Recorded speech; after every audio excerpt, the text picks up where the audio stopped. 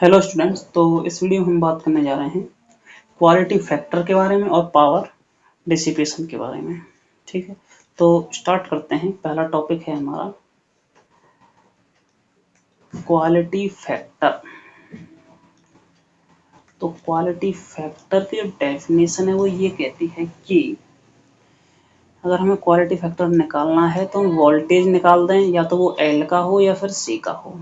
ठीक है, ये साइन मैंने लगाया है ऑब्लिक साइन, इसका मतलब है और, या तो वोल्टेज अक्रॉस हम एल निकाल रहे हैं या फिर सी निकाल रहे हैं और डिवाइड करते हैं उसमें वोल्टेज अक्रॉस रेजिस्टेंस से। और ये भी कब करना है, जब रेजोनेंस कंडीशन होती है। ठीक है, एट रेजोनेंस। ठीक है, रेजोनेंस पे वोल्टेज हमें निकालना है, या तो वोल्टेज इंडक्टर का निकालिए या फिर कैपेसिटर का। उसमें हमें वोल्टेज से डिवाइड कर देना जो रेजिस्टेंस का होगा। तो एक तरीके से हम इसको लिख सकते हैं, जो हमारा, अगर हम एल की बात करें, ठीक है, तो मतलब X L into I upon R into I. ठीक है, अगर हम बात कर रहे हैं सिर्फ केवल इंडक्टर के लिए। ठीक है, तो जो हमारा फॉर्मूला हो जाएगा वो हो जाएगा एक्स एल ओवर आर। ठीक है, और एक्स एल की वैल्यू जो है वो लिख सकता हूँ मैं यहाँ पे ओमेगा एल ओवर आर। ठीक है, रेजोनेंस के केस में है तो मैं से ओमेगा आर लिख देता हूँ, और जो ओमेगा आर की वैल्यू मैंने निकाली थी वो थी 1/√LC। ठीक है, अगर इस वैल्यू को मैं यहाँ पे पुट कर दूँ, जो क्वालिटी फैक्टर की वैल्यू है ये एल आर हो गया, और यहाँ पर हो जाएगा √LC। तो इसको सीधे शब्दों में लिखना चाहूँ तो ये हो जाएगा 1/R, अंडर रूट ऊपर एल हो जाएगा और नीचे सी हो जाएगा। ठीक है, तो ये आ जाती है मेरी क्वालिटी फैक्टर की वैल्यू जब मैंने इंडक्टर को यूज किया। अब बात ये आती है, अगर मैं कैपेसिटर यूज करता तो वैल्यू क्या आती। तो उसके लिए भी कर लेते हैं कि मान लो कि अगर मैं यहाँ पर निकालूंगा कैपेसिटर को यूज करते हुए। ठीक है, तो कैपेसिटर को यूज करते हुए मतलब I X C upon R I. ठीक है, आई से तो आई कैंसिल हो जाए क्योंकि सीरीज में है, और एक्स सी की बात करें तो वो होता है 1/ओमेगा सी। ओमेगा हमारा आर हो जाएगा ओमेगा आर, क्योंकि रेजोनेंस की बात कर रहे हैं और यहाँ पे आर है ही। ठीक है, अब नीचे तो जो हमारी वैल्यू है आर सी वो सेम रहेगी। अब जो 1/ओमेगा अगर हम यहाँ से निकालें 1/ओमेगा आर, तो इसकी वैल्यू अंडर रूट LC हो जाएगी। तो इसका मतलब ऊपर हो जाएगा मेरे पास अंडर रूट LC, और जब मैं इसको डिवाइड करूँगा तो ये हो जाएगी वैल्यू हमारे दोबारा से अंडर रूट L/C। तो इसका मतलब ये है कि जो क्वालिटी फैक्टर मैं या तो कैपेसिटर को यूज करके निकालूँ या फिर इंडक्टर को यूज करते हुए निकालूँ, दोनों में मेरी वैल्यू सेम आएगी। ठीक है, यहाँ पर वैल्यू मेरी वही आ रही है जो इंडक्टर से मैंने निकाले थे। ठीक है, अब इसके बाद ये तो हमारी होगी एक डेफिनेशन। दूसरी डेफिनेशन हमारी ये कहती है कि जो हमने यहाँ पे ग्राफ बनाया है, ठीक है, ये हमारा मैक्सिमम करंट और आई के साथ। ठीक है, सो ये आई हो गया और ये ओमेगा के साथ हो गया। अब जो हमारी ये रेजोनेंस फ्रीक्वेंसी है ओमेगा आर, ये हमारा मैक्सिमम करंट हो गया यहाँ पे। ठीक है, ये हम मान लेते हैं आई नॉट। तो यहाँ पे जिस पॉइंट पे हमारी value I naught divided by under root 2 हो जाएगी, मतलब मैक्सिमम करंट की 1/√2 टाइम्स होगी, उसकी जो फ्रीक्वेंसी होगी अगर हम यहाँ पे देखें तो वो हमारी दो फ्रीक्वेंसी हो जाएंगी। एक फ्रीक्वेंसी तो हो जाएगी हमारी यहाँ पे ओमेगा 1, और दूसरी जो हमारी फ्रीक्वेंसी है यहाँ पर वो हो जाएगी मेरी ओमेगा 2। ठीक है, और जो यहाँ से इसकी जो सेपरेशन है वो अगर इधर डेल्टा ओमेगा अगर मैं मान लेता हूँ तो इधर भी जो हमारी बनेगी वो हमारी डेल्टा ओमेगा हो जाएगी। ठीक है, तो ये कहता है कि जो हमारी ये बैंड विड्थ होगी, मतलब इसकी जो विड्थ होगी, इससे हमें रेजोनेंस फ्रीक्वेंसी में डिवाइड कर देना है। ठीक है, तो बैंड विड्थ निकालें तो मतलब ओमेगा 1 की जो वैल्यू होगी हमारी वो हो जाएगी omega R minus delta omega. भाई माइनस करना पड़ेगा उससे, भाई इधर की तरफ जा रहे हैं। अब इधर के लिए जाएं तो जो हमारी ओमेगा 2 होगी वो हो जाएगी omega R plus delta omega. ठीक है, जो फ्रिक्वेंसी में चेंज हुआ है, और जो बैंड विड्थ आ जाएगी हमारी ओमेगा वो हो जाएगी ओमेगा 2 माइनस ओमेगा 1। जब डिवाइड करोगे तो आपके पास जो वैल्यू आएगी वो हो जाएगी 2 डेल्टा ओमेगा। तो क्वालिटी फैक्टर की डेफिनेशन हो गई, जो रेजोनेंस फ्रीक्वेंसी है उसमें बैंड विड्थ से हमें डिवाइड करना है, तो omega R upon 2 delta omega, जो ये वैल्यू है यही हो जाती है हमारी क्वालिटी फैक्टर की वैल्यू। ठीक है, मोस्टली जो क्वेश्चन आपसे पूछे जाएंगे वो जो पहली क्वेश्चन थी हमारी Q इक्वल टू 1/r√L/C, ठीक है, उससे पूछे जाएंगे। बाकी मैंने कोई क्वेश्चन मतलब तो देखा नहीं है इस पर बेस्ड इस फॉर्मूले पे बेस्ड, बाकी हो सकता है कि वो शायद कोई फॉर्म क्वेश्चन बना करके आपसे पूछ ले, ठीक है, वो भी आपको याद रखना है। अब इसके बाद ये तो हो गया हमारा क्वालिटी फैक्टर। नेक्स्ट हम बात करते हैं पावर की। पावर अक्रॉस मतलब जो पावर डिसिपेट होगी हमारी, पावर डिसिपेशन इन रेजिस्टेंस, ठीक है, शुरुआत से बात कर रहे हैं, एक एक करके पढ़ेंगे हम सभी के लिए। तो रेजिस्टेंस के लिए अगर हम बात करें तो जो हमारा करंट निकल के आया था वो था हमारा I is equal to I0 cos omega t, cos नहीं था साइन था, ठीक है, तो उसको बदल देते हैं।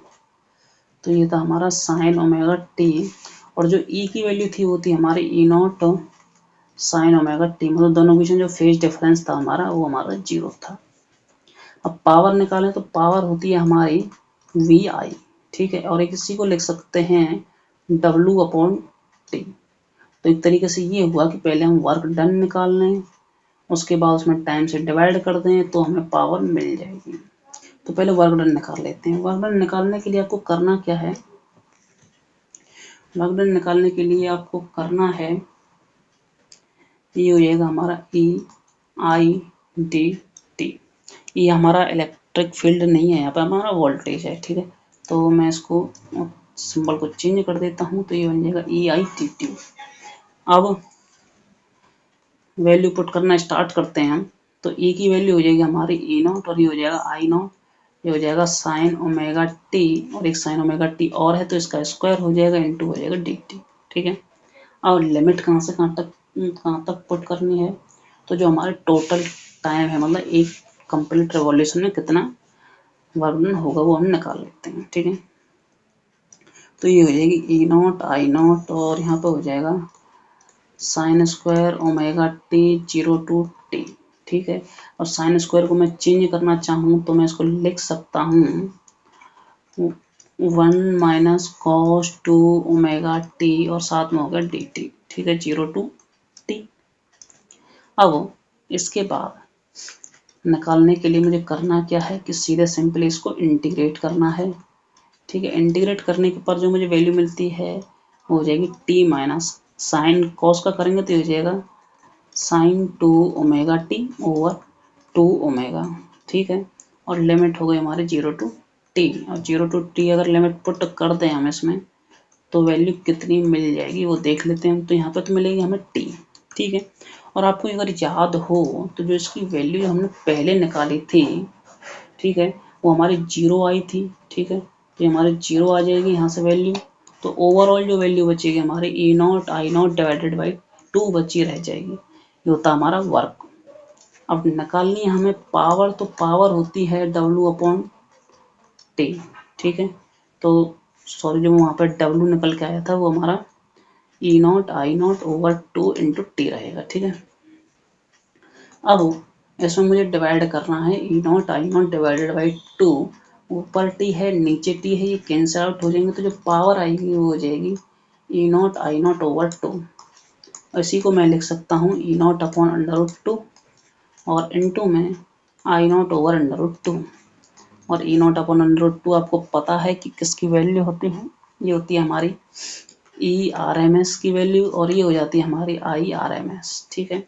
तो एक तरीके से जो हमारी पावर निकल के आएगी रेजिस्टेंस के लिए वो हमारी हो जाएगी ERMS IRMS, उनकी वैल्यू आपको पता है, वैल्यू पुट कर दीजिए आपको पावर मिल जाएगी, ठीक है। ये था हमारा सिंपल रेजिस्टेंस के लिए। अब बात करें इंडक्टेंस के लिए तो क्या होगा, ठीक है। तो नेक्स्ट हम पढ़ रहे हैं power dissipation in inductor coil, ठीक है। तो बहुत ही सिंपल है, बस केवल आपको याद जो रखना है वो वही इंटीग्रेशन याद रखना है। तो इस केस में इंडक्टर के लिए जो हमारा ई निकल के आया था, ठीक है, वो तो था हमारा E0 साइन ओमेगा टी, और इस केस में जो हमारा कैपेसिटर था वो हमारा सॉरी जो EMF था वो हमारा आगे था, और जो करंट था वो हमारा π/2 पीछे था। तो इसका मतलब I बराबर आई थी I0, साथ में था हमारा sine omega t minus pi by 2। ठीक है, करना वही है, पहले हम वर्क निकाल लेते हैं। तो ये हो जाएगा हमारा E naught I naught sine omega 2 और ये हो जाएगा हमारा sine omega t minus pi by 2 और साथ में कर देते हैं टी टी और टाइम इंटरवल है हमारा वो 0 to t है। अब जो ये वाली वैल्यू है मेरी sign omega t minus pi by 2, अगर मैं इसको लिखना चाहूँ तो यहाँ से जो मुझे वैल्यू मिलेगी वो हो जाएगी 0 to t, ई नॉट है आई नॉट है, साइन ओमेगा टी हमें दे रखा है तो इसका तो हो जाएगा कॉस ओमेगा टी और साथ में आ जाएगा एक माइनस साइन। ठीक है, तो माइनस साइन आ जाता है यहाँ पर। अब इसके बाद मुझे करना क्या है, करने के लिए सेम वही काम, अगर मैं यहाँ पर 2 से मल्टीप्लाई करूँ 2 से डिवाइड करूँ, ठीक है, इस वाली बात कर रहा हूँ, तो जो ऊपर मेरे पास जो वैल्यू बचेगी वो हो जाएगी minus E naught I not upon 2 0 to 2 और ये हो जाएगी मेरी साइन 2 ओमेगा टी और डी टी। ठीक है, ये 0 से है। तो अब इंटीग्रेट करना सिंपल हो गया है, तो सिंपल अब इंटीग्रेट कर देते हैं उनमें से E naught I naught divided by 2 हो गया और जब साइन का इंटीग्रेट करते हैं तो हो जाता है माइनस कॉस 2 ओमेगा टी और डिवाइड में 2 ओमेगा। ठीक है, 0 से टी तक करना है। ठीक है, जो हमारा टाइम है। अब लिमिट अगर इसमें मैं पुट करूँ तो आपको पता होगी कि ये भाई ये जो हमारा एंगल है तो पहले मैं इसमें लिमिट पुट कर देता हूँ, तब मैं आपको बताऊंगा कैसे कैसे चेंज होगा। तो ये हो जाएगा 4 ओमेगा, ठीक है, नीचे हो गया ब्रैकेट में हो जाएगा हमारा 2 ओमेगा टी माइनस कॉस 0। ठीक है, ये माइनस साइन बाहर आएगा तो जो ये प्लस वाला है ये कट जाए, माइनस माइनस प्लस हो जाएगा। ठीक है, तो अभी इसी को मैं आगे लिख देता हूँ। तो E naught I naught over 4 omega है और कॉस में है 2 ओमेगा टी माइनस कॉस 0। ठीक है, अब ओमेगा टी की वैल्यू हमारी जो होती है 2 पाई। ठीक है, ये मैंने आपको पहले बताई थी। अगर मैं 2 ओमेगा टी कर दूं तो इसका मतलब 4 पाई। ठीक है, तो इसका मतलब ये हो गया कि जो यहाँ से मेरे पास वैल्यू निकल के आएगी वो हो जाएगी E naught I naught divided by 4 omega और साथ में हो जाएगी कॉस 4 पाई माइनस कॉस 0। ठीक है, और cos 4 पाई की वैल्यू आपको पता हो तो cos 4 पाई की जो वैल्यू आती है वो होती है हमारी 1। ठीक है, तो 1 माइनस 1, तो 1 माइनस 1 0, तो इसका मतलब टोटल हमारा 0। तो वर्क डन जब हमारा 0 हो गया तो पावर भी हमारी 0 हो जाती है। ठीक है, अब इसका मतलब ये हुआ कि जो पावर हमारी इंडक्टर में डिसिपेट होगी वो हमारी 0 होती है। ऐसे ही इजीली अगर हम इसको सॉल्व करना चाहें कैपेसिटर के लिए तो क्या होगा, ठीक है, पावर डिसिपेशन इन कैपेसिटर।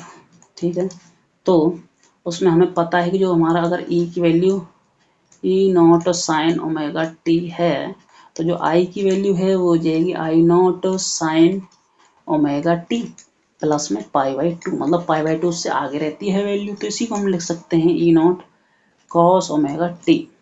तो एक तरीके से अगर हम यहाँ पर देखें तो जो हमारा वर्क डन है उसके लिए जो इक्वेशन बनेगी हमारी E naught sine omega t I naught cos omega t और साथ में हो गया डी टी, तो सेम ये वही बनी है जैसे हमारी पहले निकल के आ रही थी। मतलब इसको लिख सकते हैं ई नॉट आई नॉट, यहाँ पर हो जाएगा हमारा sine omega t cos omega t और साथ में हो गया डी टी। ठीक है, 0 to t।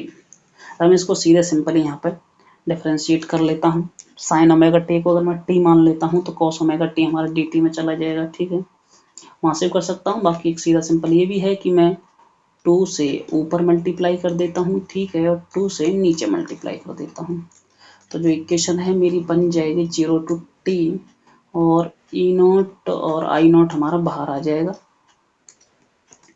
तो ई नॉट आई नॉट बाहर आ गया, भीतर बचा रह गया इंटीग्रेशन में sine 2 omega t d T.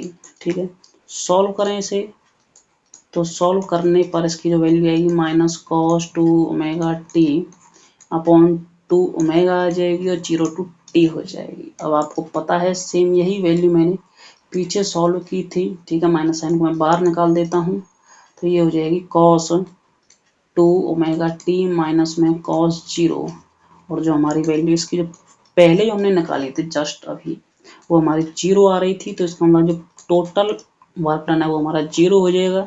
जब वर्क डन 0 है तो इसका मतलब पावर भी हमारी 0 हो जाएगी। ठीक है, ये है इसके कैपेसिटर में पावर डिसिपेशन के बारे में। तो मतलब इसका मतलब ये हुआ कि अगर हमारे पास रेजिस्टेंस होगा प्योरली तो उसमें पावर डिसिपेट होगी, कैपेसिटर होगा तो नहीं होगी, रेजिस्टेंस अगर इंडक्टर कॉइल होगी तो भी नहीं होगा। ठीक है, ये हमारे पावर डिसिपेशन के बारे में था। इसके बाद जो हमारा एक टॉपिक और बचा रह गया इसमें, वो हमारी पावर हम निकालेंगे आरएलसी सर्किट में, उसी के बाद फिर हम लास्ट टॉपिक हमारा ट्रांसफॉर्मर जो हम आगे वाली वीडियोज में पढ़ेंगे। ठीक है, तो मिलते हैं नेक्स्ट वीडियो में। अगर कोई आपका क्वेश्चन हो तो कमेंट बॉक्स में जरूर लिखें।